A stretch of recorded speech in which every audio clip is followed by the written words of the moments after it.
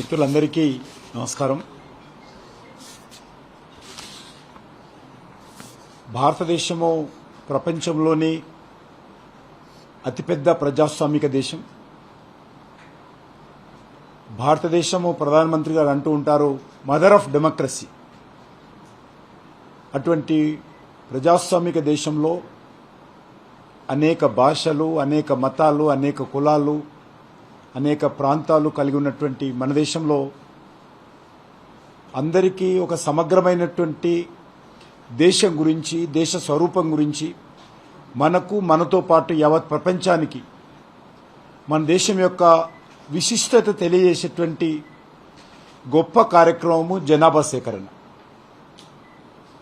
ఈ జనాభా సేకరణ ద్వారానే భారతదేశం యొక్క పూర్తిగా మరి ఎన్ని భాషలు ఉన్నాయి, ఎన్ని రకాల మరి జీవన విధానాలు ఉన్నాయి, అన్ని వివరాలు కూడా ప్రపంచ చిత్రపటంలో మనం ఆవిష్కరించడానికి అవసరం ఉంటుంది. అటువంటి గొప్ప అవకాశము మరి జనగణన ద్వారా జరుగుతూ ఉంది. ఈ సంవత్సరము 2027లో జరిగేటువంటి జనగణన ఏదైతున్నదో జనగణన 2027 ప్రత్యేకంగా బీసీ జనాభా కూడా స్వాతంత్రం వచ్చిన తర్వాత మొదటిసారి భారతదేశంలో జరుగుతూ ఉంది. నెంబర్ 1. నెంబర్ 2, తెలంగాణ రాష్ట్రం ఏర్పడిన తర్వాత మొట్టమొదటి జనగణన ఇప్పుడు జరుగుతూ ఉందనే విషయాన్ని ఈ సందర్భంగా మనవి చేస్తున్నాను. ఇది కేవలము ప్రజలు ఎంతమంది ఉన్నారు, ఎన్ని ఇండ్లున్నాయి, ఒక జనగణన మాత్రమే కాదు. ఇది దేశానికి సంబంధించినటువంటి ప్లానింగ్ కావచ్చు, ప్రణాళిక కావచ్చు, లేక డెవలప్మెంట్ కావచ్చు, భవిష్యత్తు కార్యాచరణ ప్రణాళిక రూపొందించడానికి ఉపయోగపడేటువంటి అద్భుతమైనటువంటి ప్రక్రియ ఇది. ఇది ప్రపంచమంతా ఉన్నప్పటికీ కూడా మరి మనలాంటి పెద్ద దేశంలో అనేక భాషలు, అనేక ప్రాంతాలు, వివిధ ఆలోచనల ధోరణులతో ఉన్నటువంటి మనలాంటి ఈ యొక్క ప్రజాస్వామిక దేశంలో జరగడం అనేటువంటిది ఒక పండుగ లాంటిది. అందుకే ప్రధానమంత్రి గారు అంటారు ఒక పండుగలాగా దేశ ప్రజలందరూ జనాభా సేకరణలో పాల్గొనాలి. ఇది ఎవరిదో ప్రభుత్వ కార్యక్రమమో లేక అధికారుల కార్యక్రమమో కాదు, ఇది మన కార్యక్రమము. మనందరికి సంబంధించినటువంటి ఒక పండుగ వాతావరణంలో ఈ కార్యక్రమంలో స్వచ్ఛందంగా భాగస్వాములు కావాలి, అందరూ కూడా పాల్గొనాలి. ఇది దేశం మరింత అభివృద్ధి చెందాలంటే దేశంలో ఒక సమానమైనటువంటి అభివృద్ధి, ఒక సమాంతరమైనటువంటి అభివృద్ధి మన అధికారుల ముందు కార్యాచరణ ప్రణాళిక ఏర్పాటు చేసుకోవడానికి ఈ యొక్క జనాభా సేకరణ ఎంతో ఉపయోగపడతా ఉంది. ఇది ఈసారి అద్భుతంగా న్యూ టెక్నాలజీతో, అదేవిధంగా ఒక హిస్టారికల్ రూపకల్పన చేసే విధంగా ఈ యొక్క జనాభా సేకరణ ఉంటుంది. ఇది ముందుగా మనకందరికీ తెలుసు, అధికారి గారు చెప్పినట్టు ముందు ఇండ్లకు సంబంధించినటువంటి సెన్సస్ జరుగుతూ ఉంది. కాబట్టి మాకు ఇల్లుందని చెప్తేనో, మా ఇంట్లో ఏసీ ఉందని చెప్తేనో, మాకేదైనా పథకాలు రావేమో, సంక్షేమ పథకాలు మాకు కట్ అవుతావేమో అని ఎవ్వరు కూడా భయపడాల్సినటువంటి అవసరం లేదు. ఇక్కడ చూపించేటువంటి, ఇక్కడ మీరు తెలియజేసేటువంటి ఏదైనా కూడా వాస్తవాలు తెలియజేయండి. మనకు ఎంతో ఉపయోగపడుతుంది ఓవరాల్గా ఇండియాకు, మన హైదరాబాద్ నగరానికి, మన తెలంగాణకు.